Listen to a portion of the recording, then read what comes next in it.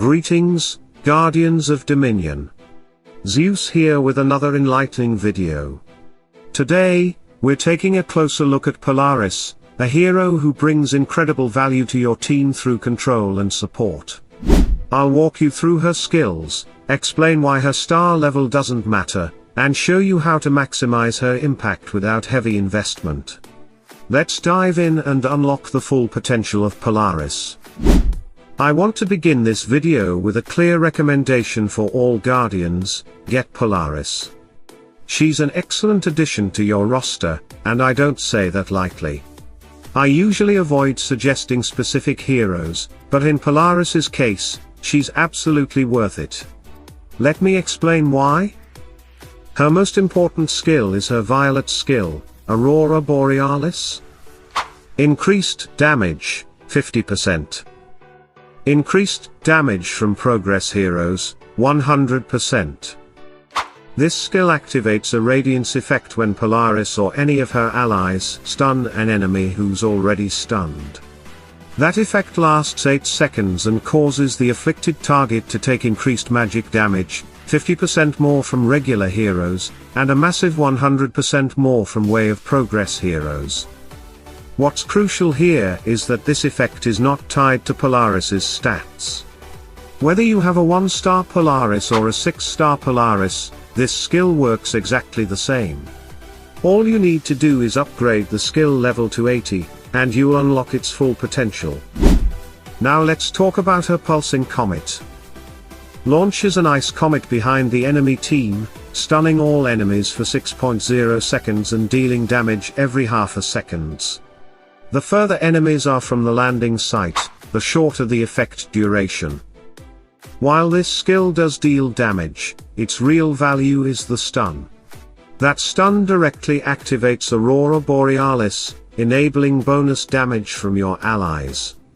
Again, the duration of the stun and the damage amplification are fixed, regardless of Polaris's stats.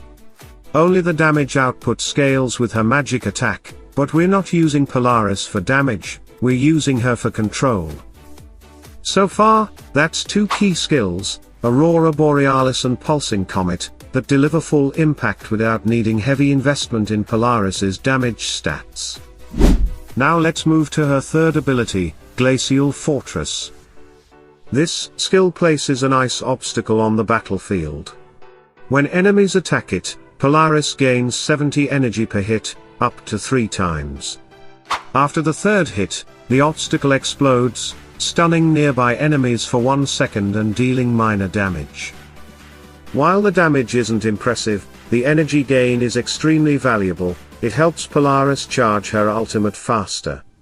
And again, the 1-second stun also triggers her violet skill, boosting your team's damage potential. Just like before, this ability's core function, energy gain and stun, is not tied to her stats.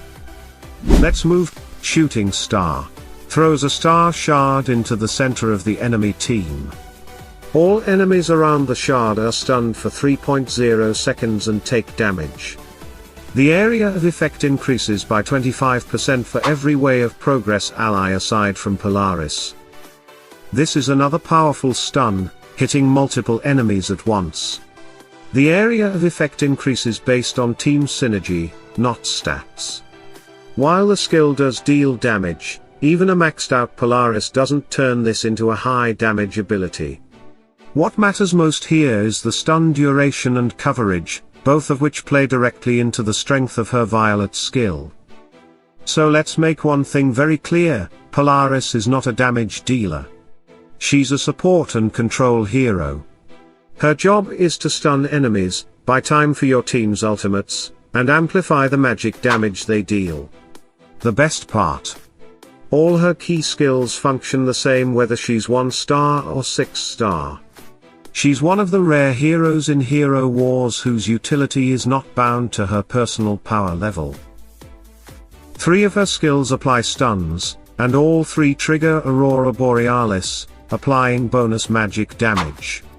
The effect is fixed, 50% for all heroes, 100% for progress heroes. And once again, none of that scales with her stats.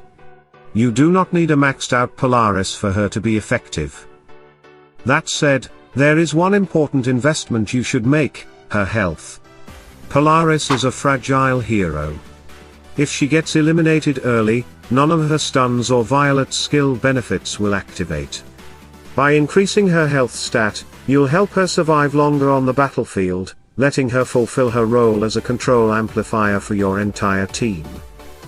In summary, Polaris is one of the most efficient support heroes in the game. You don't need to fully upgrade her to unlock her potential. You just need her alive long enough to stun and trigger the violet skill, and that alone can turn the tide of any battle. An incredibly efficient support hero, who proves that you don't need max stars or high damage stats to make a massive impact.